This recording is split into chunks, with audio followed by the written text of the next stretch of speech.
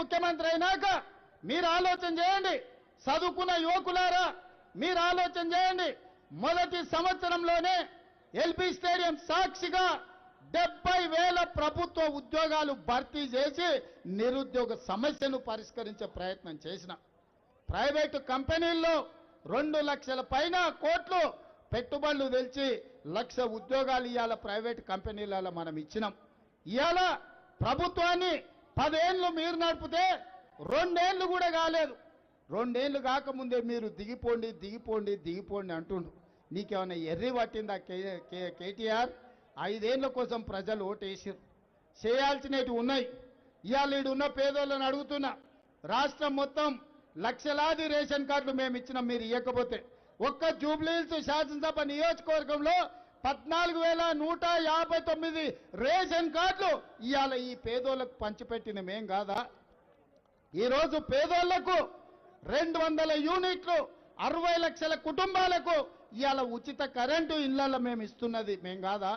ఇవాళ పేదోళ్లకు సన్నబియ్యం పెడుతూ ఇస్తున్నది మేం కాదా? మా అక్కలీడుండ్రు, ఆయల్ల దొడ్డు బియ్యం వచ్చినప్పుడు ఎప్పుడైనా వండిర్రా అక్క? పిల్లలకు పెట్టిర్రా? బుక్కెడు పువ్వనైనా కేసీఆర్ ఇచ్చిన బియ్యంతో పెట్టిర్రా? ఇవాళ మీ తమ్ముడు ముఖ్యమంత్రి అయినాక మీకు సన్నబియ్యం ఇస్తున్నాడా లేదా?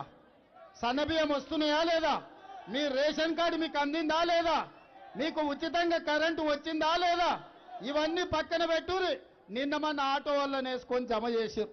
ఆటో వాళ్ళకి అన్యాయం జరుగుతుందని వాళ్ళని ఎట్లా ఆదుకోవాలనో ముఖ్యమంత్రిగా నేను ఆలోచన చేస్తా. ఇవాళ మా ఆడబిడ్డలకు బస్సులో ఉచిత ప్రయాణం ఇస్తే రద్దు చేయమని తిరుగుతున్నారు బామ్మార్దులు. గింత గలీజ్ వేషాలు వేస్తున్నారు టీఆర్ఎస్ వాళ్ళు. మా అక్కలకు ఆర్టీసీలో బస్సు ఉచిత ప్రయాణం ఇస్తే వాళ్ళ కడుపు మంట ఏందని నేను అడుగుతున్నా. అదేవిధంగా ఇవాళ మా ఆడబిడ్డలను అడుగుతున్నా, సొంత చెల్లెలకే అయ్యో సంపాదించిన ఆస్తుల వాటా ఇవ్వాల్సి వస్తుందని సొంత చెల్లెలనే ఇంట్లో నుంచి ఎలగొట్టారు. ఇవాళ వాళ్ళ చెల్లెలే జిల్లాలు తిరిగి దుమ్మెత్తిపోస్తుంది వాళ్ళ అన్న గురించి, వాళ్ళ బావ గురించి. ఎప్పుడైనా ఆడబిడ్డ క్షేమం కోరుకోనోడు, సొంత చెల్లెలకే బుక్కెడు పువ్వ పెట్టినోడు, సొంత చెల్లెల్ని ఇంట్లోకెళ్ళి బయటికి దొబ్బినోడు ఇవాళ మాగంటి సునీతమ్మ మంచి కోరుకుంటాడా?